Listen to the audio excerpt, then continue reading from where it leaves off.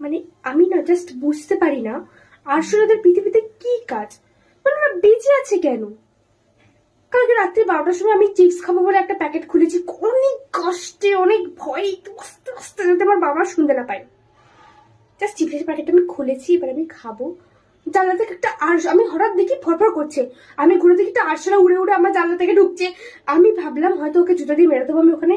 আমি জুতোটা আনতে যাচ্ছি, ও উড়ে আমার দিকে চলে এসেছে। আমি তখন কি করবো, আমার চিপস উল্টে পড়ে গেছে হাত থেকে, সব চিপস ঘরে ছড়িয়ে গেছে। আর আরশোলাটা গিয়ে বসেছে চিপসে। ওর তো ওটাই উদ্দেশ্য ছিল যে আমার চিপসটা খাবে, ওই জন্য তো এসছে ওর মাঝরাতে। আমি বুঝি না, চিপসে এসে বসেছে আর আমিও পাগল হয়ে গেছি যে কি করবো কি করবো। আমি চিৎকারও করতে পারছি না, বাবা মা চলে এলে দেখে নেবে আমি চিপস খাচ্ছিলাম রাত্রি 12টার সময়। আমি জুতো দিয়ে ওকে ঠাস করে মারলাম, চিপসের ওপরেও মরে গেল। আমার সব কটা চিপস নষ্ট করে দিল। তারপর চিপস সমেত আরশোলাটাকে আমি ডাস্টবিনে ফেলে দিলাম। প্যাকেটে দেখছি এমনি 5 টাকার প্যাকেটে চিপস থাকে না ভাই, তাও আরশোলা খেয়ে নিচ্ছে। ও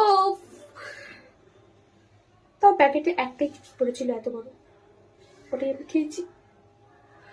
আসলে কোনো জিনিস বলে না যে মন থেকে চাইলে সবাই তোমাকে হেল্প করবে, মানে আমি ডায়েট করতে চাইছি কিন্তু পারছিলাম না। না তো এইভাবে আরশোলা আমাকে ডায়েট করতে হেল্প করলো, ও আমাকে চিপস গুলো ফেলে দিল যাতে আমি একটা চিপস খেলাম।